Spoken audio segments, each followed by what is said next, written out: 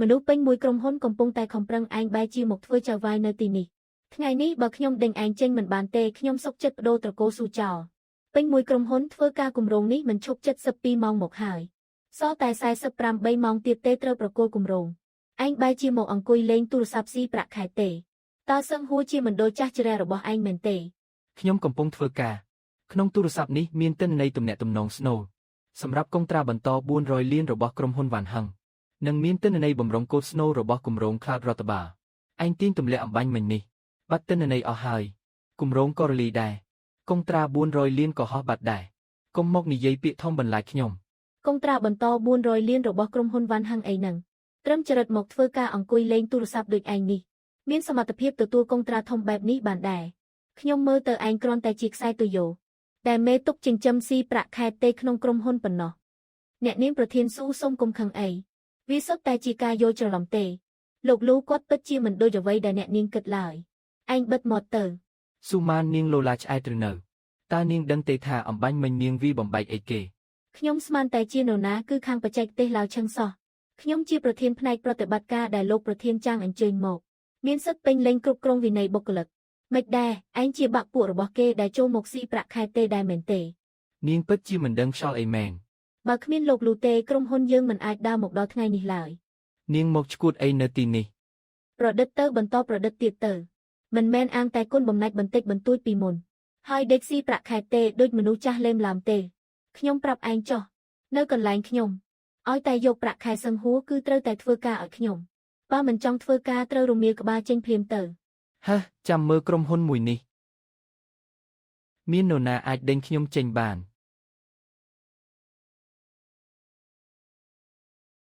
លោកប្រធានចាងលោកមកល្មមខ្ញុំទៅតែចូលធ្វើការក៏ប្រទះឃើញជនពៀបំផ្លាញក្រុមហ៊ុនម្នាក់នេះខ្ញុំគ្រប់គ្រងគេបែរជានិយាយពាក្យធំមកបន្លាយខ្ញុំថែមទាំងគំរាមខ្ញុំជាសាធារណៈទៀតផងពួកខ្សែទុយយោស៊ីប្រាក់ខែទេបែបនេះត្រូវតែបញ្ឈប់ពីការងារភ្លាមអូនស៊ូបានហើយនិយាយតិចទៅលោកប្រធានចាងតើលោកនិយាយថាម៉េចសិទ្ធដែលលោកឲ្យខ្ញុំគឺដេញពួកអ្នកអត់ប្រយោជន៍ចេញគេនេះហើយជាមនុស្សអត់ប្រយោជន៍នោះអូនស៊ូទៅចូលធ្វើការមិនទាន់ដឹងរឿងសូមលោកកុំប្រកាន់នាងអីទូរស័ព្ទនេះខ្ញុំសងប៉ុន្មានក៏បានដែរសូមលោកកុំខឹងអីលោកប្រធានចាងអំបញ្ញមិញគេថាចង់បញ្ឈប់ខ្ញុំពីការងារតើលោកជាអ្នកផ្ដល់សិទ្ធិឲ្យគេមែនទេដាច់ខាតគឺមិនមែនទេនាងនិយាយផ្ដេសផ្ដាស់ទេលោកលូឆាំងសូមលោកទុកចិត្តក្នុងក្រុមហ៊ុននេះគ្មាននរណាអាចដេញលោកបានទេជារៀងរហូតគឺមិនអាចទេខ្ញុំយកក្បាលមកធានារឿងទូរស័ព្ទខ្ញុំអាចមិនប្រកាន់បានប៉ុន្តែលោកប្រធានចាងមនុស្សដែលលោកជ្រើសរើសលោកត្រូវគ្រប់គ្រងឲ្យបានល្អបើមានលើកក្រោយទៀតវាមិនមែនត្រឹមតែមួយម៉ាត់ពីរម៉ាត់ងីបែបនេះទៀតទេអោក្មួយស្រីសម្លាញ់ឲ្យសុំគុំរករឿងទៀតអីនាងមិនដឹងទេថាលូឆឹងជាមនុស្សបែបណាយើងពិតជាមិនអាចប្រមាថគេបានទេរឿងហេរ៉ាញ់ពទៀនគឺជារឿងសំខាន់ខាងលូឆឹងនេះក៏មិនអាចប្រមាថបានដែរចាត់ទុកថាទុកមុខឲ្យខ្ញុំបានទេសូមអង្វរចុះបានខ្ញុំទុកមុខឲ្យលោករឿងថ្ងៃនេះខ្ញុំមិនរករឿងទេឈ្មោះលូឆឹងមែនទេហាខ្ញុំចាំមើលថាឯងអាចក្អេងក្អាងបានប៉ុន្មានថ្ងៃទៀតអ្នកទាំងអស់គ្នាឈប់ធ្វើការសិនពេលនេះសូមប្រកាសពីរបបមាននិងលទ្ធផលការងារថ្មីចាប់ផ្ដើមអនុវត្តផ្លូវការពីថ្ងៃនេះទៅអ្នកនាងប្រធានស៊ូរបបមាន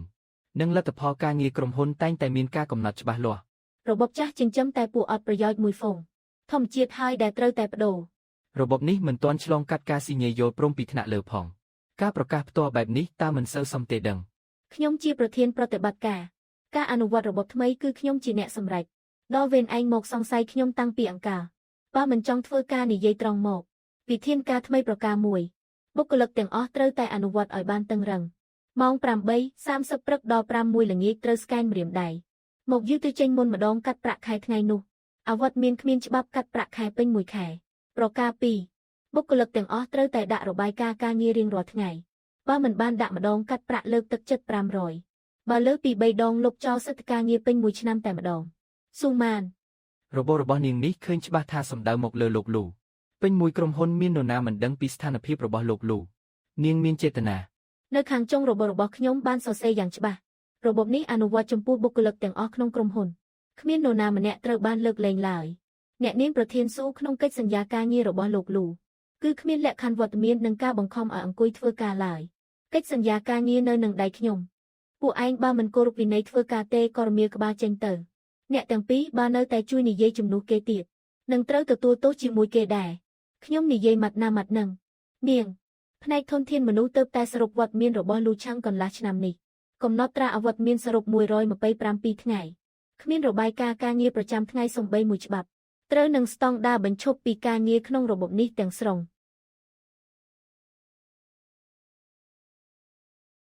អ្នកនាងប្រធានស៊ូលោកលូមិនមែនអវត្តមានដោយគ្មានហេតុផលទេ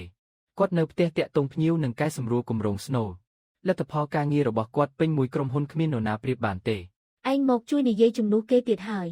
ខ្ញុំមើលទៅឯងប្រហែលជាលែងចង់ធ្វើការហើយ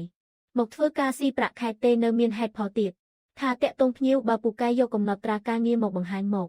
នាងពិតជានិយាយមិនស្ដាប់សោះកុងត្រារបស់ក្រុមហ៊ុនវ៉ាន់ហឹងរចនាសម្ព័ន្ធស្នូលរបស់គម្រោង Cloud នេះគឺលោកលូជាអ្នកធ្វើទាំងអស់តើការងាររបស់គាត់ចាំបាច់ត្រូវរាយការណ៍ប្រាប់នាងដែរកុំយកពាក្យសម្ដីទេទាំងនេះមកបោកប្រាស់ខ្ញុំទទួលស្គាល់តែវត្តមាននិងលទ្ធផលការងារប៉ុណ្ណោះពេលនេះខ្ញុំសូមប្រកាសជាផ្លូវការកាត់ប្រាក់ខែនិងប្រាក់លើកទឹកចិត្តទាំងអស់របស់លូឆឹងក្នុងឆ្នាំនេះនឹងចេញលិខិតព្រមានពេញមួយក្រុមហ៊ុននាងហ៊ានយកលិខិតព្រមាននេះទៅបិទនៅលើក្តារខៀនមុខទ្វារក្រុមហ៊ុនឥឡូវនេះទៅឲ្យមនុស្សគ្រប់គ្នាបានឃើញថាជនអត់ប្រយោជន៍លេខ1របស់ក្រុមហ៊ុនយើងមានចរិតបែបណាអ្នកនាងប្រធានស៊ូធ្វើបែបនេះពិតជាមិនបានទេខាងលោកប្រធានចាងនិងលោកលូយើងក៏មិនដឹងដោះស្រាយយ៉ាងម៉េចដែរឯងស្ដាប់ខ្ញុំឬក៏ស្ដាប់គេ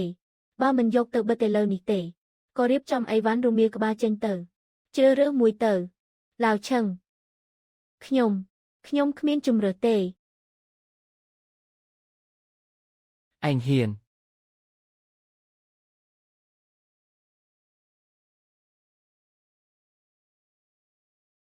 មានរឿងអីមិនក៏រលះរលាំងម្លេះស៊ូម៉ានទៅតែចូលធ្វើការថ្ងៃនេះថ្ងៃទី2ក៏ចេញរបបវត្តមានថ្មីបាត់ទៅហើយឃើញច្បាស់ថាសំដៅមកលើលោកលូលិខិតព្រមានបានសរុបវត្តមានកន្លះឆ្នាំរបស់លោកលូរួចហើយលិខិតព្រមានរបស់នាងនេះគឺចង់ឲ្យលោកខ្មាស់គេជាសាធារណៈហើយអីគេលបសិតហើយពិតជាលបសិតមែនលោកប្រធានចាងបុគ្គលិកផ្នែកបច្ចេកទេសនិងផ្នែកពាណិជ្ជកម្មរបស់យើងទាំងអស់ស្នើសុំឲ្យដកលិខិតព្រមានចេញភ្លាមនិងឲ្យស៊ូម៉ានសុំទោសជាសាធារណៈបើមិនអញ្ចឹងទេនាយកដ្ឋានទាំងពីរនឹងលាឈប់ទាំងអស់គ្នាគុំអ្នកទាំងពីរសូមកុំខឹងកុំឆេវឆាវអីពាក្យលាឈប់មិនអាចចេះតែនិយាយលេងទេខ្ញុំនឹងឲ្យនាងដកលិខិតព្រមានចេញភ្លាមដកចេញមិនបានទេត្រូវតែឲ្យស៊ូម៉ានសុំទោសលោកលូជាសាធារណៈហើយថែមទាំងត្រូវដកកបបដ៏រលួយរបស់នាងនោះមកវិញទៀតបើមិនអញ្ចឹងទេយើងគ្មានមុខទៅជួបលោកលូឡើយពួកលោកក៏ដឹងដែរថាពូរបស់ស៊ូម៉ានគឺលោកអគ្គចៅឯកសារហេរ៉ាញ់ពទានចិត្តត្រូវយកទៅប្រជុំអនុម័តហើយក្នុងកាលៈទេសៈនេះលោកប្រធានចាងតើលោកមានន័យថាដើម្បីតែហេរ៉ាញ់ពទានលោកបណ្ដោយឲ្យស៊ូម៉ានមកធ្វើបាបលោកលូបែបនេះឬលោកភ្លេចហើយឬថាការក្រុមហ៊ុនចិត្តខ្សែធនគឺនរណាជាអ្នកជួយសង្គ្រោះពួកយើងអាហើយខ្ញុំមិនភ្លេចទេខ្ញុំធានាថានឹងដកលិខិតព្រមានចេញភ្លាមបានទេហើយស៊ូម៉ានចូលមកជួបខ្ញុំ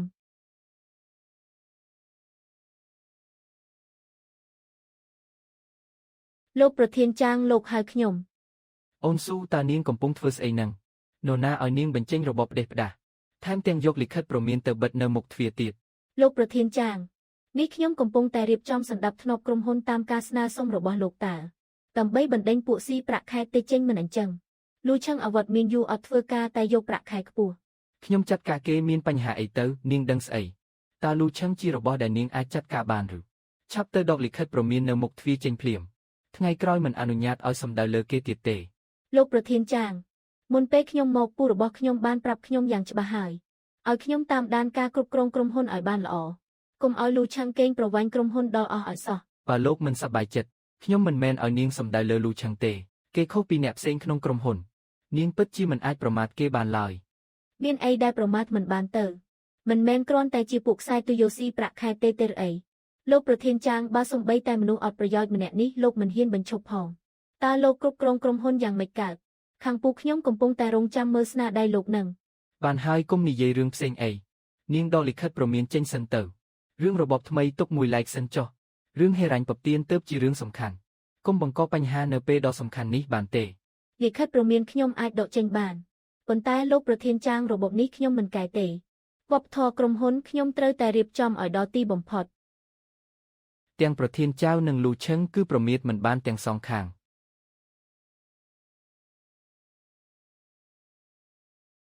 ឈប់សិនឯងមកនេះយ៉ាងម៉េចដែរប្រធានចាងមិនហ៊ានធ្វើអីខ្ញុំទេមែនទេ អ្នកនាងប្រធានស៊ូប្រធានចាងគ្រាន់តែប្រាប់អ្នកនាងកុំឲ្យសំដៅលើលោកលូទៀតខ្ញុំដឹងស្រាប់ហើយគាត់គ្មានថ្ងៃហ៊ានប្រមាថខ្ញុំដើម្បីតែលូឆឹងនោះទេ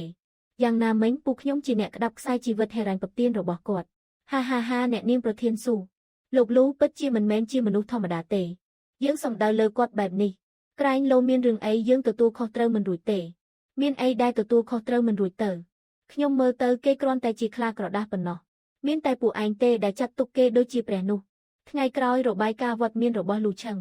គាត់ត្រាទុកឲ្យខ្ញុំកុំឲ្យខ្វះសូម្បីតែមួយថ្ងៃអត់ដាក់របាយការណ៍ម្ដងកាត់ប្រាក់ខែតាមរូបវិន័យស្ដាប់បានឬអត់ខ្ញុំចាំមើលថាគេអាចខ្លាំងបានដល់ពេលណាកុំឲ្យចន្លោះសូម្បីមួយថ្ងៃកាត់រហូតដល់គេព្រមចុះញឹមលូឆឹងលបែងរបស់យើងទើបតែចាប់ផ្ដើមទេក្រុមហ៊ុននេះមានខ្ញុំគឺគ្មានឯងយូរឬឆាប់ខ្ញុំនឹងដេញឯងចេញឲ្យបានរចនាសម្ព័ន្ធមូលដ្ឋានរបស់ខ្លាតរដ្ឋបាលខ្ញុំអត់ងុយ3យប់ធ្វើរួចរាល់ហើយខ្លឹមសារបន្ទាប់បន្សំដែលពួកឯងបំពេញខ្ញុំពិនិត្យរួចហើយគ្មានបញ្ហាទេអាចប្រគល់ឲ្យខាងភ្ញៀវបានហើយលោកលូ3ថ្ងៃនេះបូកបញ្ចូលគ្នាលោកកេងមិនបាន5ម៉ោងផងមែនទេបើមិនបានលោកធ្វើរចនាសម្ព័ន្ធនេះទេពួកយើងច្បាស់ជាទំពីឆ្អឹងដ៏រឹងនេះមិនម៉ត់ឡើយបានហើយកុំបញ្ចោពេកព្រិញច្បាប់ចុងក្រោយហើយបោះត្រាទៅធ្វើតាមនីតិវិធីប្រគល់ឲ្យភ្ញៀវទៅបានហើយលោកលូឡូជីកនៃការផ្លាស់ប្ដូរទិន្នន័យអន្តរនយោបាយកដែលភ្ញៀវចង់បាននោះពួកយើងប្រឹងកន្លះខែនៅតែមិនចេញលោកធ្វើតែមួយយប់ក៏ដោះស្រាយរួចរាល់បាត់ពិតជាអស្ចារ្យមែនសុទ្ធតែជារឿងដែលត្រូវធ្វើតើខ្ញុំត្រឡប់ទៅកន្លែងសម្រាប់បន្តិចសិនហើយងុយដេកណាស់បាទក៏ហើយមែនទេអ្នកទទួលខុសត្រូវទី1នៃគម្រោងគឺដាក់ឈ្មោះលោកលូគម្រោងសម្រាប់ចុងក្រោយរួចហើយយកមកឲ្យខ្ញុំមើលបន្តិចទៀតខ្ញុំនឹងទៅជួបភ្ញៀវដោយផ្ទាល់អ្នកនាងប្រធានស៊ូការជួបជាមួយភ្ញៀវគឺតែងតែជាផ្នែកបច្ចេកទេសជាអ្នកតាមដានហើយស្នូគម្រោងនេះក៏លោកលូជាអ្នករៀបចំដែរគួរតែឲ្យលោកលូទៅរាយការណ៍ទៅត្រូវខ្ញុំជាប្រធានប្រតិបត្តិការតាក់ទងពាណិជ្ជកម្មខាងក្រៅគឺជាតួនាទីរបស់ខ្ញុំដល់វេនឯងមកបង្រៀនខ្ញុំធ្វើការអ្នកនាងប្រធានស៊ូរចនាសម្ព័ន្ធស្នូនៃគម្រោងនេះសុទ្ធតែជាញើសឈាមរបស់លោកលូអ្នកទទួលខុសត្រូវទី1ត្រូវតែជាលោកលូ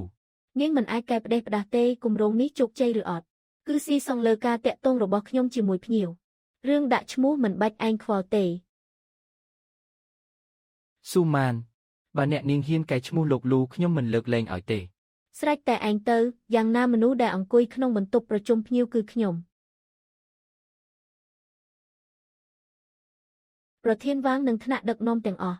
នេះគឺសឹងហួរយើងខ្ញុំបានរៀបចំគម្រោងចុងក្រោយសម្រាប់គម្រោងមួយនេះបន្ទាប់មកខ្ញុំនឹងធ្វើការរាយការណ៍លម្អិតគម្រោងមួយនេះគឺខ្ញុំនឹងក្រុមការងារបានអត់ងុយជាច្រើនយប់ទម្រាំខំប្រឹងសម្រិតសម្រាំងចេញមកបានរាល់ព័ត៌មានលម្អិតគឺត្រូវបានត្រួតពិនិត្យយ៉ាងហ្មត់ចត់ការវិភាគអតិថិជនរបស់យើងគឺច្បាស់លាស់ខ្លាំងណាស់អ្នកនាងប្រធានស៊ូសូមសួរថានៅក្នុងគម្រោងនេះឡូជីកនៃការតាក់ទងទិន្នន័យអន្តរនយោបាយកតើមានការរចនាមូលដ្ឋានយ៉ាងម៉េចដែរចំណុចនេះគឺក្រុមបច្ចេកទេសជាអ្នកទទួលខុសត្រូវខ្ញុំធានាគ្រប់គ្រងទីដើររួមប៉ុណ្ណោះចំពោះព័ត៌មានលម្អិតចាំខ្ញុំឲ្យផ្នែកបច្ចេកទេសមកពន្យល់តាមក្រោយខ្ញុំស្មានតែគម្រោងនេះលូឆឹងជាអ្នកធ្វើតើគម្រោងរដ្ឋបាលគំរូដំបូងគេក្នុងខេត្តកាលពីឆ្នាំនោះក្នុងរង្វង់ការងារនេះគ្មាននរណាមិនស្គាល់លូឆឹងទេប្រធានវាងលូឆឹងដែលលោកនិយាយនោះពិតជាបុគ្គលិកចាស់នៅក្នុងក្រុមហ៊ុនយើងមែនប៉ុន្តែគេមិនបានធ្វើការងារជាក់ស្ដែងយូរមកហើយនិយាយឲ្យអាក្រក់ស្ដាប់ទៅគេពេលនេះគ្រាន់តែមានភាគហ៊ុនតែមិនធ្វើការទេគេមិនបានបញ្ចេញកម្លាំងសូម្បីតែបន្តិចនៅក្នុងគម្រោងមួយនេះសុទ្ធតែជាការខិតខំរបស់ក្រុមយើងទាំងអស់នេះជារចនាសម្ព័ន្ធទិន្នន័យនេះជាការរចនា interface នេះគឺជាយុទ្ធសាស្ត្រសុវត្ថិភាពការប្រជុំថ្ងៃនេះគឺចង់ប្រកាសដំណឹងល្អមួយគម្រោងរដ្ឋបាលថ្នាក់ខេត្តគម្រោងចុងក្រោយរបស់មីងហឹងខ្ញុំបានប្រគល់ឲ្យខាងភ្ញៀវហើយភាគីម្ខាងទៀតផ្ដល់ការគាំទ្រយ៉ាងខ្លាំងកិច្ចសហប្រតិបត្តិការបឋមគឺត្រូវបានយល់ព្រមគម្រោងនេះអាចមានភាពរីកចម្រើនល្អបែបនេះគឺពឹងផ្អែកលើបងប្អូនក្រុមការងារគម្រោងទាំងអស់គ្នាអត់ងុយរាប់មិនអស់ខំប្រឹងចេញពីកម្លាំងញើសឈាមពិតប៉ុន្តែខ្ញុំក៏សូមនិយាយមួយម៉ាត់ដែរបុគ្គលិកខ្លះក្នុងក្រុមហ៊ុនកុំចេះតែដេកស៊ីលើស្នាដៃចាស់របស់ខ្លួនពេកសឹងហួរមិនចិញ្ចឹមមនុស្សអត់ប្រយោជន៍ទេបើមិនចង់ធ្វើការឆាប់ចេញពីតំណែងនេះទៅកុំមកដណ្ដើមកន្លែងគេហើយអត់ធ្វើអីសោះស៊ូម៉ាននាងគ្មានខ្មាស់គេទេប្រធានចៅតើលោកមានន័យយ៉ាងម៉េចតើខ្ញុំនិយាយខុសត្រង់ណារចនាសម្ព័ន្ធមូលដ្ឋានស្នូលនៃគម្រោងនេះគឺលោកលូអត់ងុយ3យប់ទល់ភ្លឺមួយថ្ងៃគេងមិនបាន2ម៉ោងផងដើម្បីរៀបចំវ៉ាឡើងមកនាងលួចយកឈ្មោះលោកលូចោលយកស្នាដៃទាំងអស់ដាក់លើខ្លួនឯង ឥឡូវនាងបែរជាមកជាលោកលូថាជាមនុស្សអត់ប្រយោជន៍ទៅវិញ នាងចេះខ្មាស់គេខ្លះទេឯងកុំមកនិយាយផ្ដេសផ្ដាសនៅទីនេះតើវាមានជាប់ពាក់ព័ន្ធអីជាមួយលូឆឹង នាងបើកភ្នែកឲ្យធំមើលនេះជាកំណែទម្រង់ដែលលោកលូផ្ញើឲ្យអ្នកគ្រប់គ្នាក្នុងរយៈពេល3ថ្ងៃនេះមានកំណត់ត្រារាប់សិបបញ្ជីនាងប្រាប់ថាគ្មានពាក់ព័ន្ធនឹងគាត់បានហើយឈប់ឆ្លោះគ្នាទៅឆ្លោះគ្នាក្នុងអង្គប្រជុំបែបនេះតើវាសមទេ ប្រធានចាងមើលឡាវឆឹងទៅគេមួបង្កាច់ខ្ញុំជាសាធារណៈថែមទាំងជួយមនុស្សអត់ប្រយោជន៍មកប្រឆាំងខ្ញុំទៀតលោកត្រូវតែរកយុទ្ធធម៌ឲ្យខ្ញុំ អូនស៊ូថ្ងៃនេះនាងធ្វើហួសហេតុពេកហើយមិនបាននាងលួចលុបឈ្មោះលូឆឹងចោលបែបនេះថែមទាំងនិយាយថាឲ្យគេក្នុងអង្គប្រជុំទៀត ប្រធានចាងនេះមិនមែនខ្ញុំធ្វើដើម្បីក្រុមហ៊ុនទេខ្ញុំជាប្រធានប្រតិបត្តិការត្រូវរក្សាមុខមាត់នៅខាងក្រៅការតាក់ទងភ្ញៀវពេលក្រោយក៏វាកាន់តែងាយស្រួល នាងចង់រក្សាមុខមាត់ក៏មិនអាចជន់ឈ្លីលូឆឹងដែរបើគ្មានគេគម្រោងនេះគ្មានថ្ងៃចេញរួចទេ ប្រធានចាងពួកខ្ញុំទើបតែផ្ញើសារមកការអនុម័តហិរញ្ញប្បទាននឹងត្រូវយកទៅប្រជុំនៅសប្តាហ៍ក្រោយខ្ញុំបង្ហាញភាពជាអ្នកអាជីពនៅចំពោះមុខភ្ញៀវវាមានតែផលល្អសម្រាប់ហិរញ្ញប្បទានប៉ុណ្ណោះ នាងធ្វើបែបនេះលូឆឹងច្បាស់ជាខឹងមិនខាន ខឹងហើយធ្វើអីបានគេអាចបោះបង់ក្រុមហ៊ុនដោយសារតែរឿងប៉ុណ្ណឹងឬ ក្នុងចិត្តខ្ញុំដឹងច្បាស់ហើយបានហើយថ្ងៃក្រោយមិនអាចធ្វើបែបនេះទៀតទេ ចេញទៅចុះដឹងហើយប្រធានចាងលោកសម្រាប់ចុះ បីយប់ទល់ភ្លឺដូរមកវិញគឺការលុបឈ្មោះត្រូវគេដណ្ដើមស្នាដៃថែមទាំងត្រូវគេជឿថាជាមនុស្សអត់ប្រយោជន៍ជាសាធារណៈទៀតលូឆឹងខ្ញុំបានស្ដីបន្ទោសនាងយ៉ាងធ្ងន់ធ្ងរជាលក្ខណៈឯកជនរួចហើយលោកកុំប្រកាន់នាងអីខ្ញុំអត់ងុយបីយប់ដើម្បីរៀបចំវ៉ាឡើងនាងយកវាទៅដណ្ដើមស្នាដៃហើយលុបឈ្មោះខ្ញុំចោលនៅចំពោះមុខភ្ញៀវនិងក្រុមហ៊ុនទាំងមូលនាងជេរខ្ញុំថាជាមនុស្សអត់ប្រយោជន៍ហើយលោកគ្រាន់តែស្ដីបន្ទោសលក្ខណៈឯកជនហើយលូឆឹងអ្វីដែលយើងចង់បានគឺគម្រោងនេះជោគជ័យគឺដើម្បីឲ្យទទួលបានកុងត្រាស្នាដៃជារបស់នរណាវាមិនសំខាន់ទេយ៉ាងណាមិញអូនស៊ូគឺជាប្រធានប្រតិបត្តិការខាងក្រៅនាងត្រូវរក្សាមុខមាត់ជាអ្នកអាជីពលោកចាត់ទុកថាដើម្បីប្រយោជន៍រួមចុះកុំទៅប្រកែកជាមួយនាងរឿងនេះអីចាំគម្រោងនេះចុះហត្ថលេខារួចរាល់ហេរ៉ាញ់ពទានធ្លាក់មកខ្ញុំប្រកាសជាប៉ះពាល់ឲ្យលោកវិញខ្ញុំនឹងបញ្ជាក់ប្រាប់ក្រុមហ៊ុនទាំងមូលឲ្យលោកចាំងមីងយានកាលឆ្នាំនោះក្រុមហ៊ុនចិត្តខ្សៃធនធនាគារដកអិនទៀនភ្ញៀវផ្ដាច់កុងត្រាសូម្បីតែប្រាក់ខែបុគ្គលិកក៏បើកមិនរួចពេលដែលមនុស្សគ្រប់គ្នាត្រៀមខ្លួនរត់ចោលលោកនៅចាំទេគឺខ្ញុំជាអ្នកបញ្ចាំផ្ទះខ្លួនឯងប្រមូលលុយ3លានមកបើកប្រាក់ខែឲ្យបុគ្គលិករក្សាក្រុមការងារឲ្យនៅស្ថិតស្ថេរគឺខ្ញុំអត់ងុយ3ខែ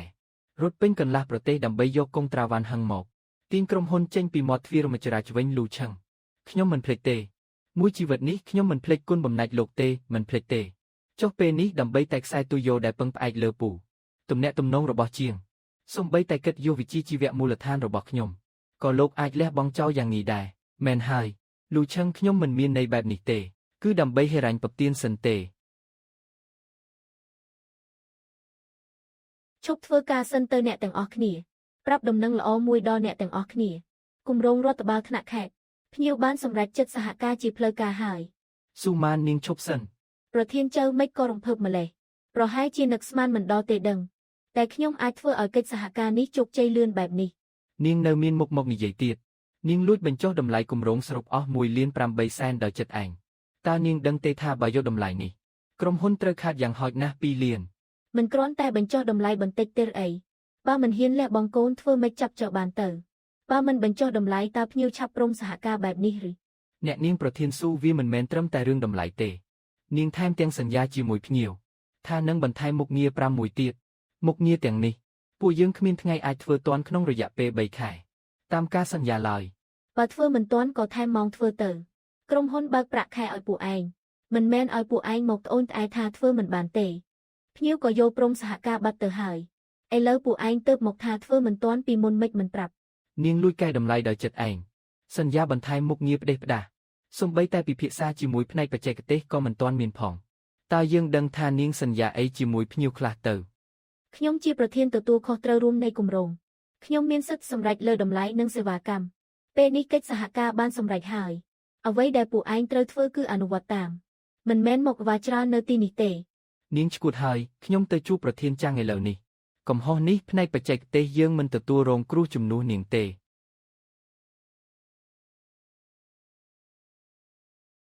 ស៊ូម៉ាននាងប្រាប់ខ្ញុំមកតើរឿងនេះវាយ៉ាងម៉េចឲ្យប្រាកដនរណាឲ្យនាងលួចកែតម្លៃដោយចិត្តឯង នរណាឲ្យនាងទៅសន្យាបន្ថែមមុខងារឲ្យភ្ញៀវផ្ដេសផ្ដាស លោកប្រធានចាងខ្ញុំក៏ដើម្បីតែចង់បានគម្រោងនេះដែរតើក្រុមហ៊ុនស៊ីនភីងដេញថ្លៃទាបជាងយើងបើខ្ញុំមិនបញ្ចុះតម្លៃទេកុងត្រាមួយនេះយើងដណ្ដើមមិនបានឡើយធ្វើតាមតម្លៃនេះក្រុមហ៊ុនត្រូវខាត2លានប្រធានចាងលោកមិនអាចទម្លាក់កំហុសទាំងអស់មកឲ្យខ្ញុំទេណាខ្ញុំគ្រាន់តែជាអ្នកនាំពាក្យប៉ុណ្ណោះលោកថាម៉េចមិនមែននាងសម្រេចទេតើនរណាជាអ្នកសម្រេចគឺលូឆឹងគឺគេប្រាប់ខ្ញុំថាដើម្បីយកគម្រោងនេះបានឲ្យខ្ញុំបញ្ចុះតម្លៃ1លាន8សែនគេជាអ្នកឲ្យខ្ញុំសន្យាមុខងារទាំងនោះជាមួយភ្ញៀវលូឆឹងសំបីតែអង្គប្រជុំជាមួយភ្ញៀវក៏គេមិនបានចូលរួមផងម៉េចក៏គេអាចឲ្យនាងកែតម្លៃទៅទោះគេមិនបានចូលរួមប្រជុំតែសិទ្ធិសម្រេចស្នូលក្នុងគម្រោងគឺស្ថិតក្នុងដៃគេរហូតមកតើពេលនេះមានបញ្ហាគេក៏លាងដៃមិនខ្វល់ហើយទម្លាក់កំហុសទាំងអស់មកលើខ្ញុំប្រធានចាងខ្ញុំគ្រាន់តែជាអ្នកស៊ីឈ្នួលធ្វើការមិនអាចរងកំហុសធំបែបនេះជំនួសគេបានទៅមិនអាចទេលូឆឹងមិនមែនជាមនុស្សបែបនេះទេមិនក៏មិនអាចពេលនេះគេរាល់ថ្ងៃមិនមកធ្វើការគិតតែពីពឹងផ្អែកលើស្នាដៃចាស់ស៊ីប្រាក់ខែទេដើម្បីបានគម្រោងតើរឿងអីដែលគេធ្វើមិនចេញនោះមួយទៀតបើខាងក្រុមហ៊ុនធំនិងពូរបស់ខ្ញុំបានដឹងថាខ្ញុំជាអ្នកលួចកែតម្លៃដោយចិត្តឯងហើយបង្កបញ្ហាធំបែបនេះហេរ៉ាញ់ពទៀនច្បាស់ជារលាយមិនខានប្រធានចាងលោកត្រូវតែគិតច្បាស់នាងមានន័យថារឿងនេះមានតែឲ្យលូឆឹងជាអ្នកទទួលខុសត្រូវខាងពូខ្ញុំក៏គ្មានបញ្ហាទើបអាចរក្សាការគាំទ្រហេរ៉ាញ់ពទៀនបានខ្ញុំយល់ហើយនាងចេញទៅមុនចុះចាសសុប្រធានចាងខ្ញុំដឹងហើយថាលោកច្បាស់ជាគិតដល់ប្រយោជន៍រួម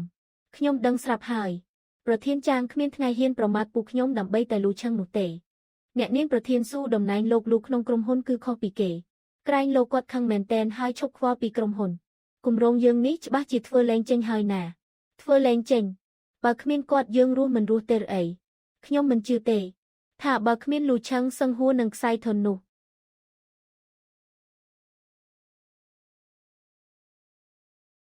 ពេលនេះបិទសិទ្ធិការងារទាំងអស់របស់លូឆឹងភ្លាមមិនឲ្យសល់សំបីមួយអ្នកនាងប្រធានស៊ូធ្វើអញ្ចឹងមិនបានទេសិទ្ធិចូលកូដស្នូក្នុង server ពេញមួយក្រុមហ៊ុនមានតែលោកលូនិងប្រធានចាងទេដែលមានបើគ្មានស៊ីញេពីប្រធានចាងខ្ញុំគ្មានសិទ្ធិបិទទេមានរឿងអីខ្ញុំជាអ្នកទទួលខុសត្រូវឯងគ្រាន់តែធ្វើតាមទៅបានហើយសិទ្ធិទូទាត់ប្រាក់ចំណាយរបស់លូឆឹងត្រូវបិទទាំងអស់ហើយ group គម្រោងក្រុមហ៊ុនទាំងអស់បើខេកគេមិនបានទេលុប group ចោលហើយបង្កើតថ្មីទៅអ្នកនាងប្រធានស៊ូការទូទាត់របស់លោកលូគឺប្រធានចាងអនុម័តផ្ទាល់ខាងធនធានមនុស្សយើងគ្មានសិទ្ធិបិទទេសិទ្ធិហេរ៉ាញ់វត្ថុខ្ញុំបានប្រាប់ប្រធានហេរ៉ាញ់វត្ថុរួចហើយពួកឯងគ្រាន់តែអនុវត្តតាមទៅមានរឿងអីខ្ញុំទទួលខុសត្រូវប៉ុន្តែអ្នកនាងប្រធានស៊ូលោកលូជាស្ថាបនិកក្រុមហ៊ុនណាហើយក៏ជាអ្នកបង្កើតបច្ចេកវិទ្យាស្នូទាំងអស់ដែរបើចាក់សោសិទ្ធិរបស់គាត់ខាងផ្នែកបច្ចេកទេសគ្មានផ្លូវអាចធ្វើការបានទេខ្ញុំឲ្យឯងចាក់សោគឺត្រូវតែចាក់សោចាំបាច់និយាយច្រើនម្លេះបើមិនចង់ធ្វើការទេរមៀលក្បាលចេញទៅក្រុមហ៊ុននេះចិត្តចប់ហើយតើយើងទាំងពីរគិតយ៉ាងម៉េចទៅស្ដាប់តាមគាត់ទៅបើមិនអញ្ចឹងថ្ងៃស្អែកអ្នកដែលត្រូវដេញចេញគឺយើងទាំងពីរហើយឯងពេលនេះរុះរើកន្លែងធ្វើការចុះបង្អួចរបស់លូឆឹងចេញទៅរបស់គេយកទៅដាក់នៅកន្លែងទំនេរក្បែរជញ្ជាំងជ្រុងគៀនបំផុតទៅហើយប្រាប់ថាជារៀបចំលំធ្វើការងារឲ្យប្រសើរឡើងស្ដាប់បានទេអ្នកនាងប្រធានស៊ូរឿងនេះដាច់ខាតមិនបានទេកន្លែងធ្វើការឯកជននោះគឺប្រធានចាងដំឡើងឲ្យលោកលូពិសេសពេញមួយក្រុមហ៊ុនមានតែមួយគត់បើខ្ញុំហ៊ានប៉ះប្រធានចាងច្បាស់ជាជេរខ្ញុំមិនខានខាងផ្នែករដ្ឋបាលខ្ញុំបាននិយាយរួចអស់ហើយឯងគ្រាន់តែអនុវត្តតាមទៅជំរើសទី1ឥឡូវទៅរើវាជំរើសទី2ឥឡូវរៀបចំអីវ៉ាន់រមៀលក្បាលចេញទៅរើមួយទៅនៅមើលស្អីទៀតនៅមិនឆាប់ទៅទៀតក្នុងរយៈពេល10នាទីខ្ញុំត្រូវតែឃើញរបស់របរលូឆឹងទាំងអស់ត្រូវរើទៅកន្លែងធ្វើការគៀនជញ្ជាំងលោកលូខ្ញុំសុំទោសខ្ញុំពិតជាគ្មានជំរើសទេខ្ញុំមិនចង់បាត់បង់ការងារនេះទេស៊ូម៉ានតើនាងចង់ធ្វើស្អីឲ្យប្រាកដ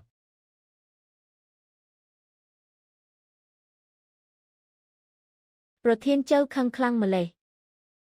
ខ្ញុំកំពុងរៀបចំលំហធ្វើការក្រុមហ៊ុនឲ្យប្រសើរឡើងរៀបចំសិទ្ធិការងារឲ្យមានស្តង់ដារមានបញ្ហាអីមែនទេស្តង់ដារសិទ្ធិលំហប្រសើរឡើងនាងបិទសិទ្ធិការងាររបស់លោកលូទាំងអស់ទាត់គាត់ចេញពីគ្រូបការងារទាំងអស់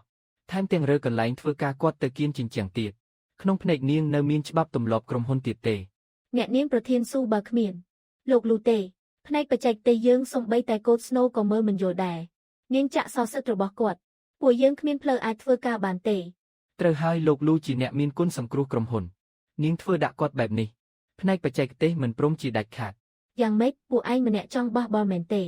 ក្រុមហ៊ុនបើកប្រាក់ខែឲ្យពួកឯងគឺឲ្យពួកឯងមកធ្វើការមិនមែនឲ្យពួកឯងចេញមុខការពារមនុស្សអត់ប្រយោជន៍ទេ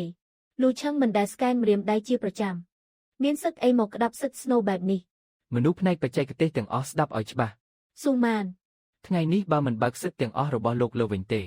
ហើយយកកន្លែងធ្វើការគាត់មកវិញទេពួកយើងនឹងសរសេរសម្បត្តិឡាឈប់ឥឡូវនេះដាច់ខាតមិនចុះខ្ញុំទេលីឈប់ទាំងអស់គ្នាបើមិនបើកសិទ្ធលោកលើវិញទេយើងឈប់ធ្វើការហើយ ហាចង់ទៅក៏ទៅកុំយកពាក្យលីឈប់មកបន្លាយខ្ញុំក្រុមហ៊ុនអត់អ្នកណាក៏ដោយក៏នៅតែអាចដើរទៅមុខបានដែរចង់លីឈប់មែនទេផ្នែកធនធានមនុស្សនៅទីនេះស្រាប់ហើយដាក់ពាក្យលីឈប់មកឥឡូវនេះខ្ញុំនឹងស៊ីញេភ្លាមបើពូកែដាក់ពាក្យមកឥឡូវនេះមក នាងពិតជានិយាយមិនស្ដាប់ហេតុផលមែន មិនចង់ធ្វើការក៏រមៀលក្បាលទៅ លោកប្រធានចាងស៊ូម៉ានបានបិទសិទ្ធិការងារទាំងអស់របស់លូឆឹង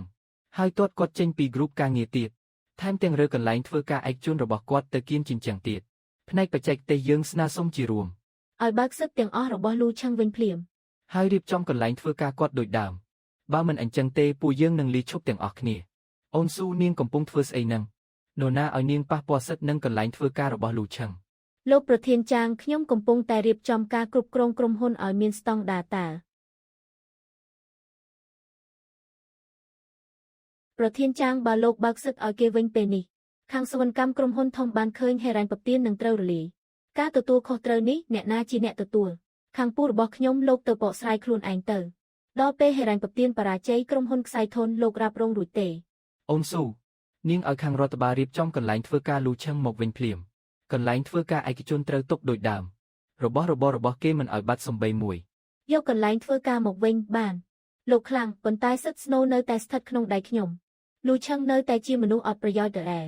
ឡាវឆឹងកន្លែងធ្វើការខ្ញុំឲ្យគេរៀបចំដូចដើមវិញឥឡូវនេះហើយលោកនាំកូនចៅផ្នែកបច្ចេកទេសត្រឡប់ទៅធ្វើការវិញឲ្យស្រួលបួលទៅពាក្យលេឈប់នេះមិនអនុញ្ញាតឲ្យនិយាយទៀតទេបានឬអត់ប្រធានចាងគ្រាន់តែរៀបចំកន្លែងធ្វើការដូចដើមគឺចប់ហើយឬចុះសិទ្ធស្នូរបស់លោកលោវិញយ៉ាងម៉េច Code Server Snow គ្រប់គម្រោងសិទ្ធិហិរញ្ញវត្ថុទាំងអស់នេះមិនបើកឲ្យវិញទេបើគ្មានរបស់ទាំងនេះតើឲ្យលោកលូធ្វើការយ៉ាងម៉េចរឿងសិទ្ធិការងារពន្យាពេលសិនទៅដោះស្រាយឲ្យឆ្លងផុតរយៈពេលនេះសិនចាំគិតទៀតប្រធានចាងមិនក៏លោកធ្វើបែបនេះមិនលោកទៅស្ដាប់តាមស៊ូម៉ានហើយបិទសិទ្ធស្នូរបស់គាត់បែបនេះលោកភ្លេចហើយឬថាកាលពីមុននរណាជាអ្នកសង្គ្រោះក្រុមហ៊ុនលោកធ្វើបែបនេះមិនខ្លាចលោកលូអស់សង្ឃឹមទេ ប្រធានចាងធ្វើបែបនេះគឺគិតពីប្រយោជន៍រួមទេគឺដើម្បីហេរ៉ាញ់ពពៀនរបស់ក្រុមហ៊ុនចាំហេរ៉ាញ់ពពៀនធ្លាក់មកសិទ្ធិការងារនឹងបើកឲ្យវិញដោយឯកឯងហើយឯងប្រញាប់ធ្វើអី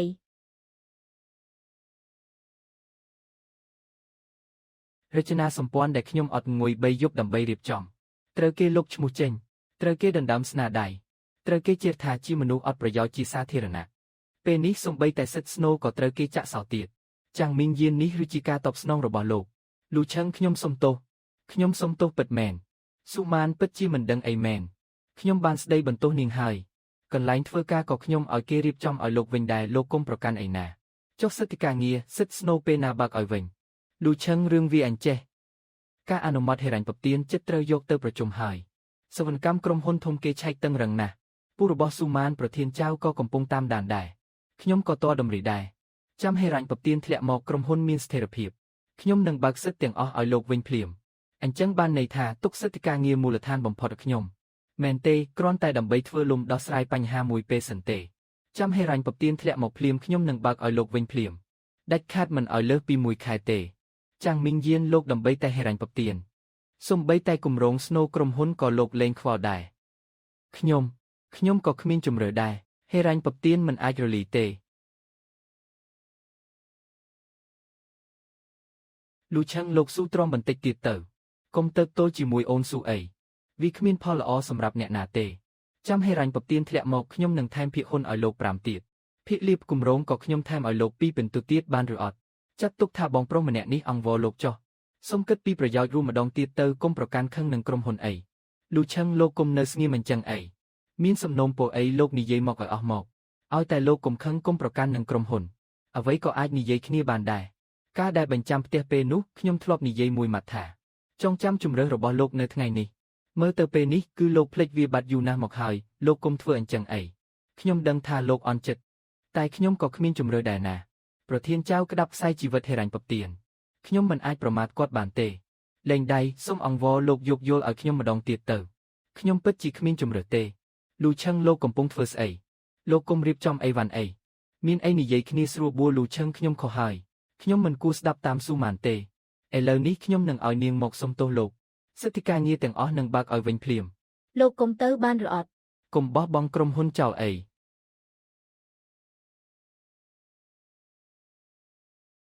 ស៊ូម៉ាននាងកុំអោពេកនាងបង្ខំឲ្យលោកលូចេញទៅហើយក្រុមហ៊ុននេះយូរឆាប់ច្បាស់ជារលីក្នុងដៃនាងមិនខានប្រធានចៅកុំនិយាយអាក្រក់ស្ដាប់ពេកអីក្រុមហ៊ុនគ្មានលូឆឹងក៏មានតែរីកចម្រើនល្អជាងមុនហេរ៉ាញ់ពទៀនចិត្តធ្លាក់មកហើយដល់ពេលនោះមានអ្នកបច្ចេកទេសពូកែមកចូលរួមច្រើនណាស់មិនខ្វះទេត្រឹមជនអត់ប្រយោជន៍ស៊ីប្រាក់ខែទេម្នាក់នេះនោះកូដស្នូនៃគម្រោង Cloud នេះមានតែលោកលូទេដែលច្បាស់ជាងគេបើគ្មានគាត់គម្រោងនេះគ្មានផ្លូវដើរទៅមុខរួចទេគិតយ៉ាងម៉េចទៅបងឆឹងចប់ហើយបើគ្មានគេយើងធ្វើការលេងកើតមែនទេមនុស្សផ្នែកបច្ចេកទេសច្រើនយ៉ាងនេះគ្រាន់តែមកស៊ីបាយទេឬអីទោះគ្មានគេលូឆឹងគម្រោងក៏នៅតែអាចដើរទៅមុខបានដែរឃើញទេខ្ញុំប្រាប់ហើយតើថាគេគ្រាន់តែជាខ្លាក្រដាស់ទេឡូឡាដល់ចុងក្រោយក៏មិនរមៀលក្បាលចេញទៅយ៉ាងគួរឲ្យអាម៉ាស់មែនទេអ្នកនាងប្រធានលោកលូចេញទៅបាត់អញ្ចឹងហើយថ្ងៃក្រោយគម្រោងក្រុមហ៊ុនគិតយ៉ាងម៉េចទៅថ្ងៃក្រោយក្នុងក្រុមហ៊ុននេះក្រៅពីប្រធានចាងគឺខ្ញុំនេះហើយជាអ្នកសម្រេចពូក្មួយបានបណ្ដេញជនអត់ប្រយោជន៍ស៊ីប្រាក់ខែទេម្នាក់នោះចេញពីក្រុមហ៊ុនបាត់ហើយទីប្រឹក្សាជូឯកសារសុំចុះបញ្ជីប៉ាតង់2ដែលខ្ញុំផ្ញើឲ្យកាលពីមុនបានទទួលហើយមែនទេអ្នកនាងប្រធានស៊ូអ្នកបង្កើតដើមនៃប៉ាតង់ទាំងពីរនេះគឺលូឆឹងលោកលូអ្នកស្នើសុំនិងអ្នកបង្កើតនៅក្នុងឯកសារស្នើសុំអ្នកនាងបានបដូរមកដាក់ឈ្មោះខ្លួនឯងទាំងអស់នេះវាខុសច្បាប់ទម្លាប់ខ្ញុំជាប្រធានប្រតិបត្តិការរបស់សង្ហួរ Technology ប៉ាតង់បច្ចេកវិទ្យារបស់ក្រុមហ៊ុនជាធម្មតាគឺត្រូវស្នើសុំដោយខ្ញុំដែលជាអ្នកទទួលខុសត្រូវគម្រោងហើយមានបញ្ហាអីកុំមកនិយាយរឿងច្បាប់ទម្លាប់ជាមួយខ្ញុំប៉ុន្តែអ្នកនាងប្រធានស៊ូប៉ាតង់ទាំងពីរនេះគឺលោកលូជាអ្នកអភិវឌ្ឍដោយខ្លួនឯងកំណត់ត្រាទាំងអស់គឺស្ថិតនៅក្នុងដៃគាត់ពួកយើងតែងតែតាក់ទងការងារជាមួយលោកលូយើងមិនអាចដាក់ស្នើបែបនេះបានទេការស្នើសុំប៉ាតង់ទាំងអស់របស់ក្រុមហ៊ុនគឺខ្ញុំជាអ្នកសម្រេចមានបញ្ហាអីគឺខ្ញុំនឹងសង្ហួរជាអ្នករ៉ាប់រងមិនពាក់ព័ន្ធអីនឹងស្ថាប័នលោកទេពួកខ្ញុំគឺនៅក្រុមហ៊ុនធំហ្វាយូចៅហ្វឹងការស្នើសុំប៉ាតង់នេះថ្ងៃនេះត្រូវតែដាក់ស្នើឲ្យបានបើធ្វើមិនបានថ្ងៃក្រោយកិច្ចការប៉ាតង់ទាំងអស់របស់សង្ហួរស្ថាប័នរបស់លោកគុំសង្ឃឹមថានឹងទទួលបានទៀតបាទអ្នកនាងប្រធានស៊ូពួកយើងនឹងដាក់ស្នើតាមសំណើរបស់អ្នកនាងឥឡូវនេះចាំទុកថាអ្នកបង្កើតនិងអ្នកស្នើសុំត្រូវបដូរមកដាក់ឈ្មោះខ្ញុំទាំងអស់ភាគីស្នើសុំគឺសង្ហួរ Technology កុំឲ្យមានកំហុសសំបីតែបន្តិចបើមិនអញ្ចឹងទេទទួលខុសត្រូវខ្លួនឯងទៅលូឆឹងឯងមិនតែងតែគិតថាបច្ចេកវិទ្យារបស់ឯងខ្លាំងទេខ្ញុំចាំមើលពេលដែលស្នាដៃស្នូលរបស់ឯងក្លាយជារបស់ខ្ញុំតើឯងអាចនៅធ្វើការក្នុងក្រុមហ៊ុននេះបានយ៉ាងម៉េចទៀត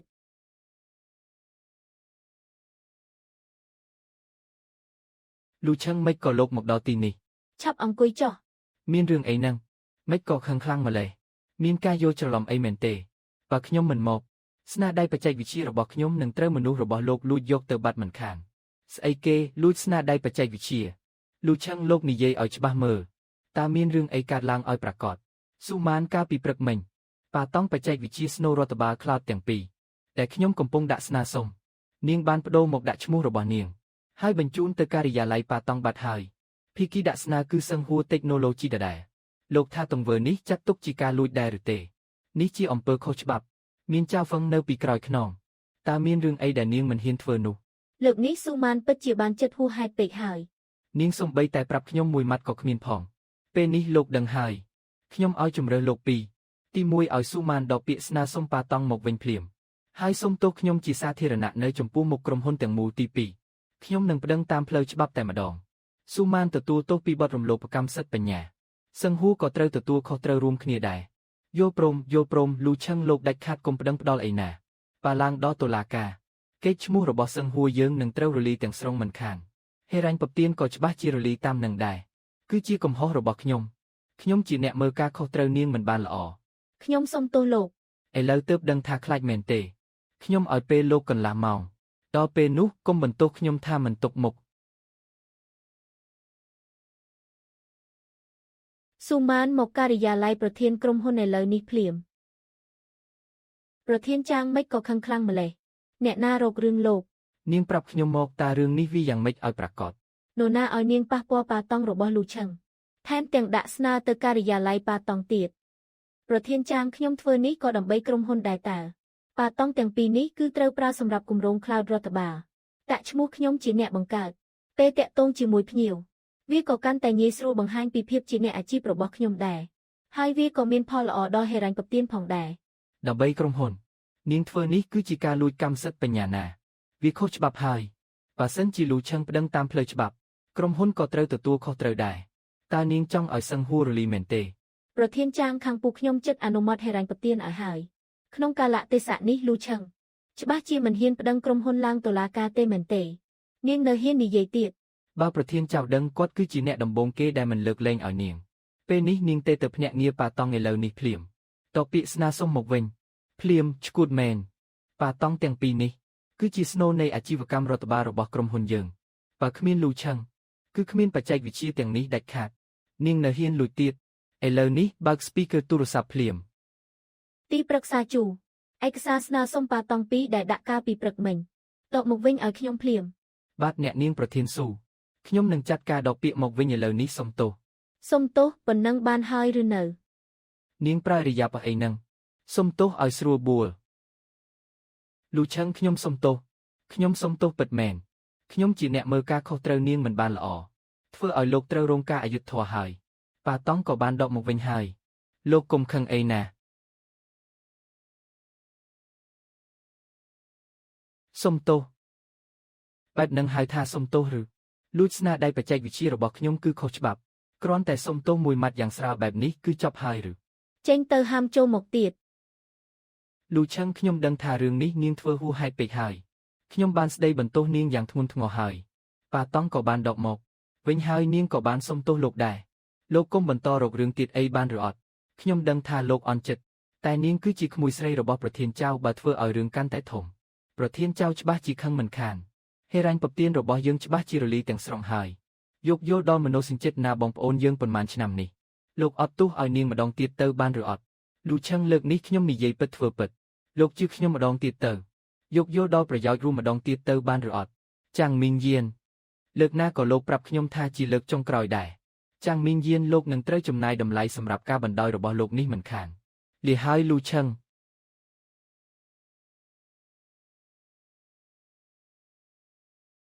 10 ឆ្នាំពីបន្ទប់ជួលមួយคล้ายជាក្រុមហ៊ុនឡើងផ្សារហ៊ុនពីការបញ្ចាំផ្ទះរហូតដល់ត្រូវគេលួចប៉ាតង់ចាំងមីងយានផ្លូវមួយខ្សែនេះខ្ញុំកំដរលោកដើរដល់ទីបញ្ចប់ហើយ2 ឆ្នាំមុនប្រធានឈិនហ៊ានឲ្យតម្លៃ8 លានខ្ញុំប្រាប់ថានៅសឹងហួរមានបងប្អូនខ្ញុំមិនទៅទេបងប្អូនហ៎លូឆឹងភ្ញៀវក៏ប្រមែងមិនក៏សុកទេមកខ្ញុំអញ្ចឹងប្រធានឈិនតំណែងដែលលោកប្រាប់ខ្ញុំកាលពី2 ឆ្នាំមុនឥឡូវនេះនៅយកជាការបានទេហាប្រកាសជាបានអនុប្រក្រុមហ៊ុនប្រាក់ខែប្រចាំឆ្នាំ8 លានភាគហ៊ុនក្រុមហ៊ុន3ភាគលៀបគម្រោងមិនកំណត់លក្ខខណ្ឌដែលខ្ញុំឲ្យលោកកាលពីមុននៅតែមានសុពលភាពជានិច្ចល្អខ្ញុំយល់ព្រមចូលធ្វើការនៅវ៉ាន់ហឹងគ្មានបញ្ហាទេធ្វើតាមសំណើលោកទាំងអស់ខ្ញុំនឹងឲ្យខាងធនធានមនុស្សរៀបចំកិច្ចសន្យាលើនេះថ្ងៃស្អែកខ្ញុំនឹងឲ្យក្រុមការងារហោះទៅជួបលោកដើម្បីរៀបចំការងារ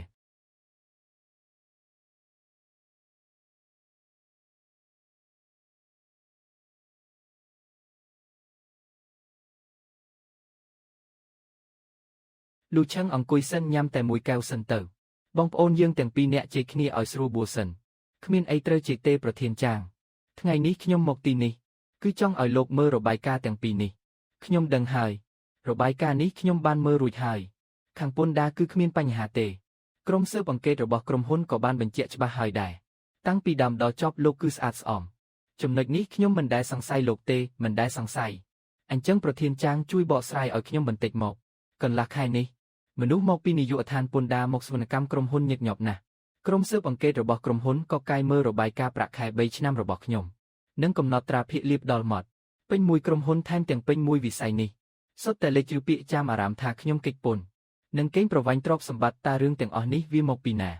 ហើយរឿងនេះវាគ្រាន់តែជាការយល់ច្រឡំទេលូឆឹងលោកកុំប្រកាន់អីចាំងមីងយានលោកប្រាប់ខ្ញុំថានេះជាការយល់ច្រឡំក្នុងសម្បត្តិប្តឹងអាញាមិកនោះរាល់ចំណូលប្រាក់ខែរបស់ខ្ញុំសូម្បីតែរបាយការណ៍លម្អិតក្នុងកណនីផ្ទាល់ខ្លួនរបស់ខ្ញុំក៏ត្រូវបានរៀបរាប់យ៉ាងច្បាស់លាស់ដែរ ក្រៅពីនាងតើអ្នកណាក្នុងក្រុមហ៊ុនអាចយកឯកសារទាំងនេះបានអូនស៊ូគ្រាន់តែវង្វេងមួយពេលទើបធ្វើរឿងល្ងងបែបនេះវង្វេងមួយពេលប្រធានចាងនេះគេហៅថាមួលបង្កាច់ដោយចេតនាគេហៅថាខ្លែងបន្លំភុស្តាងដើម្បីទម្លាក់កំហុសគឺត្រូវទទួលខុសត្រូវព្រមទណ្ណាទង្វើរបស់នាងមួយនេះធ្វើឲ្យតម្លៃភាគហ៊ុនក្រុមហ៊ុនធ្លាក់ចុះប៉ុន្មានការហិរញ្ញប្បទានវគ្គវេបត្រូវជាប់គាំងត្រឹមដំណាក់កាលត្រួតពិនិត្យការខាតបង់ទាំងនេះគ្រាន់តែនិយាយពាក្យថាវង្វេងមួយពេលគឺចប់ហើយឬមែនហើយខ្ញុំដឹងថាការខាតបង់របស់ក្រុមហ៊ុនមិនតិចទេក្នុងចិត្តខ្ញុំក៏បារម្ភដែររឿងវាក៏បានកើតឡើងរួចទៅហើយពេលនេះអ្វីដែលសំខាន់បំផុតគឺត្រូវប្រញាប់ទប់ស្កាត់ផលប៉ះពាល់ទាំងនេះនិងទាញយកហិរញ្ញប្បទានមកវិញវាមិនមែនជាពេលដែលត្រូវមកកោកមុខអ្នកទទួលខុសត្រូវទេមិនរកអ្នកទទួលខុសត្រូវចុះខ្ញុំវិញចាំងមីងយានសុខខ្ញុំត្រូវលីកំហុសដ៏ធំបែបនេះកេរ្តិ៍ឈ្មោះរបស់ខ្ញុំត្រូវរងការជន់ឈ្លីពីនាងបែបនេះទើបសមមែនទេលូឆាំងលោកគឺជាស្នូលបច្ចេកវិទ្យារបស់ក្រុមហ៊ុនយើងជាមនុស្សដែលត្រូវធ្វើកិច្ចការធំត្រូវមានចិត្តទូលាយបន្តិចកុំទៅប្រកាន់ជាមួយក្មេងស្រីអីលោកមិនអាចចាប់នាងដាក់គុកមែនទេបំផ្លាញអនាគតនាងមួយជីវិតឬកាលពីមុននាងលួចប៉ាតង់ស្នូលរបស់ខ្ញុំដណ្ដើមសន្និសេសប្រកាសគម្រោងរបស់ខ្ញុំយកយល់ដល់ប្រយោជន៍រួមរបស់ក្រុមហ៊ុនទើបមិនរករឿងឥឡូវនេះលោកការពារនាងយ៉ាងនេះមិនមែនដោយសារតែនាងជាមនុស្សដែលប្រធានចៅបញ្ជូនមកទេលូឆឹងមិនក៏លោកនិយាយបែបនេះប្រធានចៅគឺជាម្ចាស់ភាគហ៊ុនទី2របស់ក្រុមហ៊ុនយើងហើយក៏ជាតំណាងអ្នកវិនិយោគធំបំផុតសម្រាប់ការហិរញ្ញប្បទានលើកនេះដែរបើគ្មានការយល់ព្រមពីប្រធានចៅទេហិរញ្ញប្បទានរបស់យើងគឺគ្មានថ្ងៃបានឡើយមនុស្សរាប់រយនាក់ក្នុងក្រុមហ៊ុនសុទ្ធតែរងចាំលុយមួយដុំនេះដើម្បីរស់តើលោកអាចគិតពីប្រយោជន៍រួមបន្តិចបានទេគិតពីប្រយោជន៍រួមដឹងច្បាស់ហើយថានាងជាអ្នកមួលបង្កាច់ដោយចេតនាសូម្បីតែពាក្យសុំទោសជាសាធារណៈមួយម៉ាត់ក៏លោកមិនព្រមឲ្យខ្ញុំផងប្រាប់ទៅខាងក្រៅថាត្រឹមតែជាការយល់ច្រឡំប៉ុណ្ណោះបងប្អូនខ្ញុំដឹងថាលោកត្រូវរងការអយុត្តិធម៌បងប្រុសម្នាក់នេះចងចាំក្នុងចិត្តជានិច្ចប៉ុន្តែក្នុងស្ថានភាពដ៏សំខាន់នេះពួកយើងមិនអាចមានចំនួនជាមួយខាងប្រធានចៅទេណាបើមិនអញ្ចឹងទេហិរញ្ញប្បទានរបស់យើងច្បាស់ជារលីមិនខានចុះយ៉ាងម៉េចថ្ងៃនេះលោកហៅខ្ញុំមកតែចង់ឲ្យខ្ញុំធ្វើអីឲ្យប្រកាសលូឆឹងមើលនេះរឿងក៏ត្រូវបានស៊ើបអង្កេតច្បាស់លាស់ហើយលោកគឺជាមនុស្សស្អាតស្អំប៉ុណ្ណឹងគឺគ្រប់គ្រាន់ហើយខាងអូនស៊ូទោះយ៉ាងណាក៏ជារបស់ប្រធានចៅដែរយើងគួរតែទុកមុខឲ្យគេខ្លះទៅទុកមុខខ្ញុំត្រូវទុកមុខឲ្យគេចាំងមីងយានលោកមិនច្រឡំទេដឹងគឺនាងជាអ្នកមួយបង្កាច់ខ្ញុំនាងជាអ្នកធ្វើឲ្យក្រុមហ៊ុនខាតបង់ធ្ងន់ធ្ងរឥឡូវបែរជាចង់ឲ្យខ្ញុំដែលជាជនរងគ្រោះទៅទុកមុខឲ្យជនល្មើសដូចជានាងទៅវិញមែនគឺមានន័យបែបនេះឯងមើលទៅបើលោកនិយាយបែបនេះការហិរញ្ញប្បទានរបស់យើងនឹងអាចបន្តទៅមុខយ៉ាងរលូនហើយបែបនេះមិនមែនជារឿងល្អសម្រាប់អ្នកទាំងអស់គ្នាទេរឿងល្អសម្រាប់អ្នកទាំងអស់គ្នាចាំងមីងយានលោកចាត់ទុករឿងនេះថាជារឿងល្អសម្រាប់អ្នកទាំងអស់គ្នាមែនហើយលោកសាក់គិតមើលទៅដល់ពេលនោះគេឈ្មោះអីភាពយុត្តិធម៌អីក៏មិនចាំបាច់និយាយដល់ទៀតដែរបងប្អូនយើងទាំងពីរនាក់រួមដៃគ្នាធ្វើឲ្យក្រុមហ៊ុនរីកចម្រើននេះទើបជារឿងសំខាន់បំផុតរឿងផ្សេងទៀតសុទ្ធតែជារឿងតូចតាចទាំងអស់រឿងតូចតាចតាមពិតនៅក្នុងភ្នែកលោកភាពស្អាតស្អំនិងកេរ្តិ៍ឈ្មោះរបស់ខ្ញុំសុទ្ធតែជារឿងតូចតាចតាមពិតនៅក្នុងភ្នែកលោកត្រូវឬខុសស្រីខ្មៅក៏មិនស្មើនឹងលុយហិរញ្ញប្បទានរបស់លោកដែរមិនស្មើនឹងឱកាសដែលលោកយកចិត្តប្រធានចៅដែរលូឆឹងមិនក៏លោកស្ដាប់មិនយល់អញ្ចឹងចាំងមីងយានពីមុនខ្ញុំតែងតែគិតថាយើងគ្រាន់តែមានគំនិតខុសគ្នាតែពេលនេះខ្ញុំទើបតែដឹងថាយើងពិតជាមិនមែនជាមនុស្សផ្លូវតែមួយទេលូឆឹងលោកនិយាយបែបនេះមានន័យថាម៉េចលោកកុំឆេវឆាវអីមានរឿងអីយើងនិយាយគ្នាស្រួលបួលទៅលោកចង់បានសំណងអីលោកគ្រាន់តែហាមាត់មកឲ្យតែខ្ញុំអាចធ្វើបានខ្ញុំយល់ព្រមទាំងអស់សំណងចាំងមីងយានលោកអាចឲ្យសំណងអីដល់ខ្ញុំអាចធ្វើឲ្យមនុស្សក្នុងវិស័យនេះឈប់និយាយដើមខ្ញុំពីក្រោយខ្នងថាលូឆឹងគឺជាមនុស្សកេងប្រវ័ញ្ចនិងកិច្ចពន្ធបានទេអាចទាញយកវឌ្ឍនភាពហិរញ្ញប្បទានដែលលោកបានពន្យាពេលនិងតម្លៃភាគហ៊ុនដែលធ្លាក់ចុះមកវិញបានទេលោកធ្វើមិនបានទេមើលទៅពេលនេះខ្ញុំរងចាំលេងបានហើយលូឆឹងលោកកុំរករឿងអីពេលនេះគឺជាពេលដ៏សំខាន់បំផុតរបស់ក្រុមហ៊ុនលោកគឺជាស្នូលបច្ចេកវិទ្យាលោកមិនអាចទៅទេបើលោកទៅក្រុមហ៊ុនគិតយ៉ាងម៉េចទៅចុះហិរញ្ញប្បទានគិតយ៉ាងម៉េចទៅចាំងមីងយានរវាងពួកយើងគឺចប់ត្រឹមនេះហើយលូឆឹង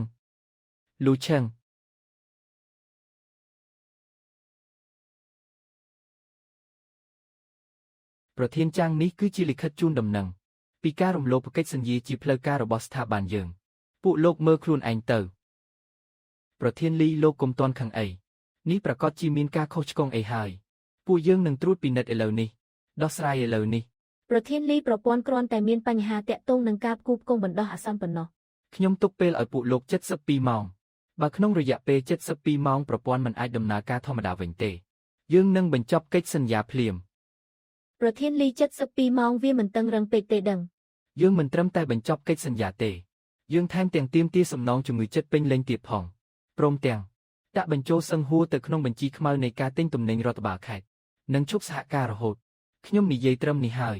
ពួកលោកទទួលខុសត្រូវខ្លួនឯងទៅប្រធានលីប្រធ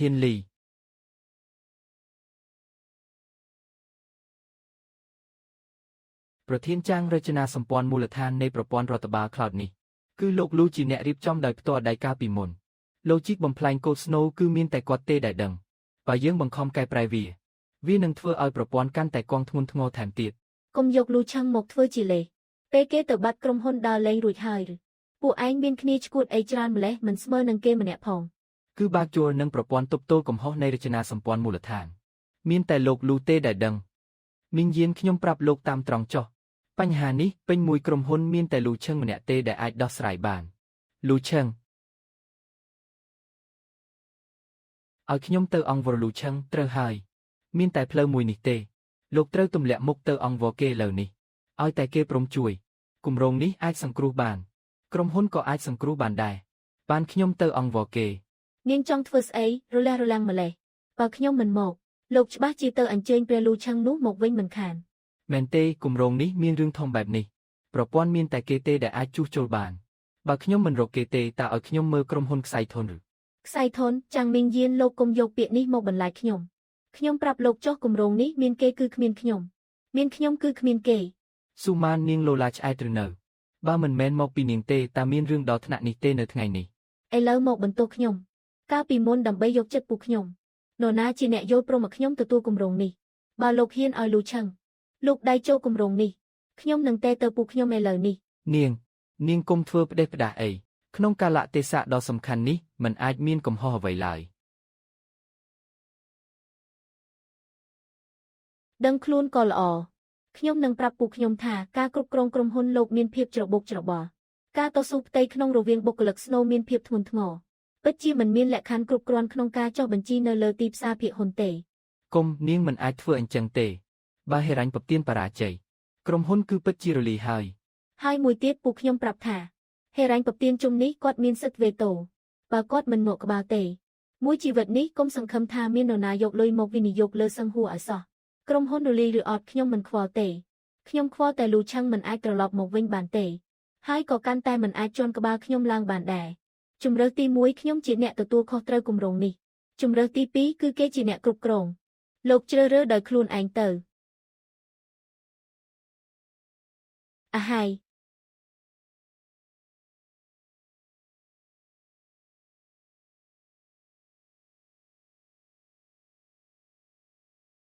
ថ្ងៃនេះក៏ហៅអ្នកទាំងអស់គ្នាមកប្រជុំក្រុមប្រឹក្សាភិបាលគឺមានតែរបៀបវារៈមួយគត់គឺការដកហូតតំណែងសហថាបនិករបស់លូឆឹងនិងបញ្ចប់កិច្ចសន្យាការងារ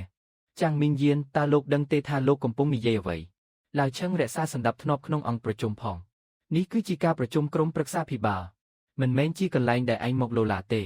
ប្រធានចាងសូមប្រាប់ពីហេតុផលមកហេតុអីត្រូវដកតំណែងខ្ញុំហេតុផលងាយណាស់លូឆឹងក្នុងនាមជាសហថាបនិកក្រុមហ៊ុនប្រធានផ្នែកបច្ចេកទេសអវត្តមានពីការងារបោះបង់ភារកិច្ចដោយគ្មានការអនុញ្ញាតបង្កឲ្យមានហានិភ័យធ្ងន់ធ្ងរដល់ដំណើរការរបស់ក្រុមហ៊ុនអវត្តមានពីការងារយូរហាតើនរណាជាអ្នកទាត់លូឆឹងចេញពីគម្រោង Snow តើនរណានៅពេលដែលគាត់ត្រូវបានគេមួលបង្កាច់យ៉ាងអាក្រក់សូម្បីតែពាក្យបកស្រាយមួយម៉ាត់ក៏មិនព្រមឲ្យគាត់ខ្ញុំសូមប្រកាសនៅទីនេះថ្ងៃនេះបើសិនជាមានការអនុម័តសំណើដេញលូឆឹងចេញមែនខ្ញុំឡាវឆឹងនឹងលាឈប់មុនគេ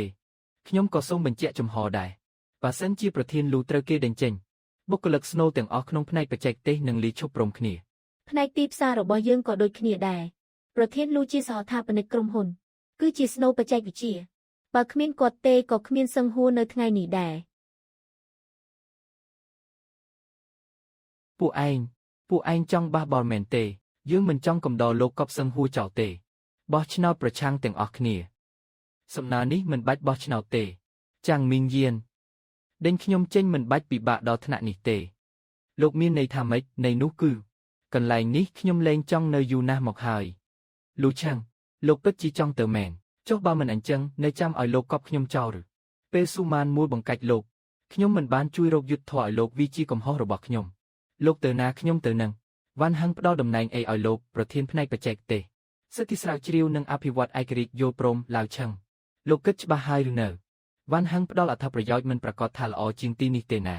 ប្រធានលូខ្ញុំទៅតាមលោកដើម្បីធ្វើបច្ចេកវិទ្យាមិនមែនទៅលេងល្បែងអំណាចជាមួយគាត់ទេ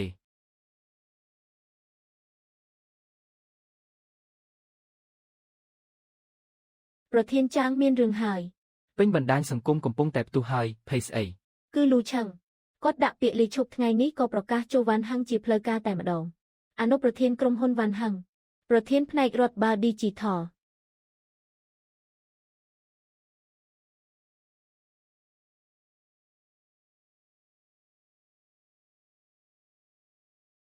ប្លុកបាត់ហើយ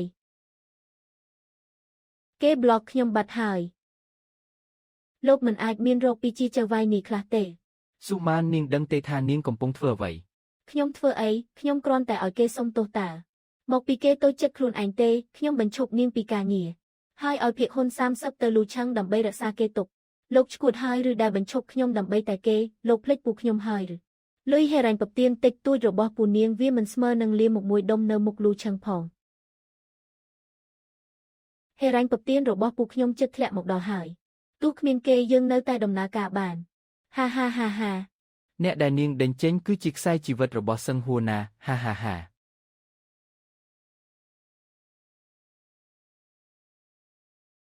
សួស្ដីប្រធានលីប្រធានចាងកិច្ចសហការបន្តបន្ទាប់គឺផ្អាកទាំងស្រុងហើយកុំអញ្ចឹងអីប្រធានលី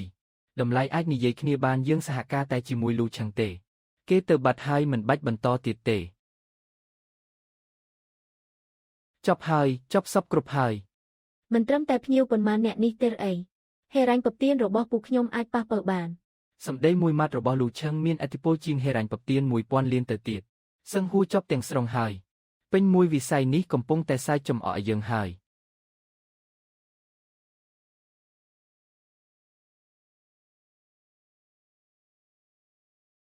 ការបញ្ជាទិញ320លានខាងវ៉ាន់ហឹងបានលុបចោលកិច្ចសន្យាអស់ហើយប្រាក់ចំណូល60ក្នុងមួយឆ្នាំគឺបាត់បង់អស់ហើយលូឆឹងពេលនេះគឺជាប្រធានក្រុមហ៊ុនវ៉ាន់ហឹងទៅហើយមិនក៏គេអាចសហការជាមួយយើងទៀតសុទ្ធតែការលុបចោលកិច្ចសន្យាទប់លែងចប់ហើយមានស្ថាប័នណាខ្លះនិយាយឲ្យច្បាស់មកអតិថិជនគោលដៅទាំង17បានលុបចោលកិច្ចសន្យាទាំងអស់អតិថិជនដែលមានបំណងទាំង8ក៏ផ្អាកទាំងអស់ដែរពួកគេមិនសហការជាមួយយើងតើទៅសហការជាមួយអ្នកណាទាំងអស់គ្នាបានងាកទៅរកវ៉ាន់ហឹងហើយបញ្ជាក់ឈ្មោះថាយកក្រុមការងាររបស់លូឆឹងប្រធានចាងលំហូរសាច់ប្រាក់គឺដាច់ទាំងស្រុងហើយដាច់មែនឬនៅសល់ប៉ុន្មានខែនេះតើអាចបើកប្រាក់ខែគ្រប់ទេមិនក៏លឿនម្លេះការបញ្ជាទិញគឺ0មានតែចេញគ្មានចូល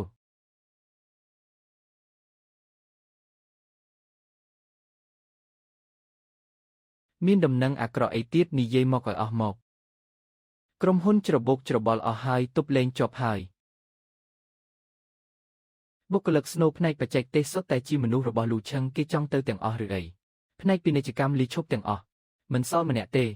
ស្អីគេភ្ញៀវរបស់ពួកគេគឺពឹងផ្អែកលើលូឆឹងទាំងអស់នៅទីនេះមានតែអត់បាយទេអញបានទៅអង្វរគេទេគេមិនទុកមុខឲ្យទេខ្ញុំរងចាំពេញមួយថ្ងៃហើយសំបីតែទ្វារក៏គេមិនឲ្យចូលផងប្រធានចាងពួកយើងពិតជាដោះស្រាយលែងចេញហើយមួយអាទិត្យហើយនៅតែរកបឹកមិនឃើញទៀតកូដស្នូ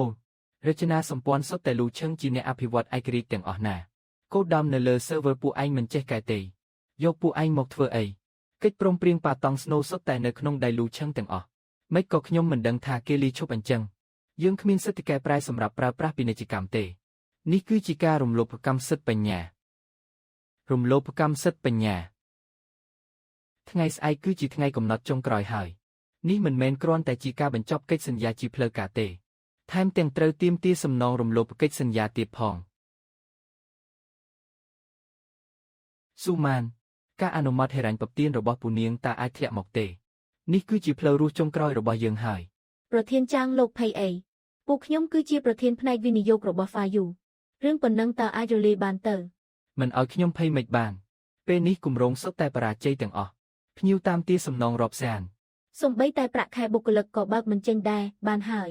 ខ្ញុំទេទៅពូខ្ញុំសួរឲ្យច្បាស់ឥឡូវនេះប៉ុណ្ណឹងបានហើយតើពូគឺខ្ញុំម៉ានការអនុម័តហិរញ្ញប្បទានរបស់សង្ហួរពេលណាទើបអាចបញ្ចប់នីតិវិធី នៅអនុម័តទៀតស៊ូម៉ាននាងខូចក្បាលហើយឬអីប្រធានចៅលោកទុកឱកាសឲ្យពួកយើងម្ដងទៀតទៅ បើលុយហិរញ្ញប្បទានចូលមកពួកយើងអាចស្ដារស្ថានភាពបានភ្លាមស្ដារស្ថានភាព គេឈ្មោះពួកឯងត្រូវរលាយក្នុងដៃលូឆឹងអស់ហើយភ្ញៀវរត់អស់ហើយសិទ្ធិផ្នែករដ្ឋបាលក៏ត្រូវគេដាក់ក្នុងបញ្ជីខ្មៅតែយកអីមកស្ដារស្ថានភាពខ្ញុំសូមប្រាប់លោកជាផ្លូវការថាការអនុម័តហិរញ្ញប្បទានរបស់សង្ហួរត្រូវផ្អាកថ្ងៃក្រោយកុំនិយាយដល់វាទៀត មិនអាចទេពូខ្ញុំស្រឡាញ់ខ្ញុំជាងគេណាស់គាត់មិនអាចបោះបង់ខ្ញុំទេខ្ញុំទៅជួបគាត់នៅក្រុមហ៊ុនឥឡូវនេះមិនបាច់ទៅទេ ខ្ញុំឲ្យនាងទៅធ្វើប្រធាននៅសង្ហួរមិនមែនឲ្យនាងទៅបំផ្លាញក្រុមហ៊ុនគេទេ ខ្ញុំគ្រាន់តែចង់យកឈ្នះចាញ់ជាមួយលូឆាំងប៉ុណ្ណោះតើ យកឈ្នះចាញ់តើនាងដឹងទេថានាងបានបង្កបញ្ហាធំប៉ុណ្ណាពេលនេះពេញមួយវិស័យកំពុងតែសើចចំអកសំបីតែខ្ញុំក៏ត្រូវគេចាក់ឆ្អឹងខ្នងដែរ ពូខ្ញុំខុសហើយពូជួយខ្ញុំផង ចប់មែនទែនហើយជួយនាងបញ្ហាដែលនាងបង្កនាងទទួលខុសត្រូវខ្លួនឯងទៅខ្ញុំនឹងមិនខ្វល់ពីនាងសំបីតែបន្តិចទៀតទេផ្នែកធនធានមនុស្សមែនទេដកស៊ូម៉ានចេញពីក្រុមការងារគម្រោងស្នូលរបស់ក្រុមហ៊ុនដកហូតសិទ្ធិស្នូលទាំងអស់របស់នាងមកវិញ ចង្រៃមែនពូ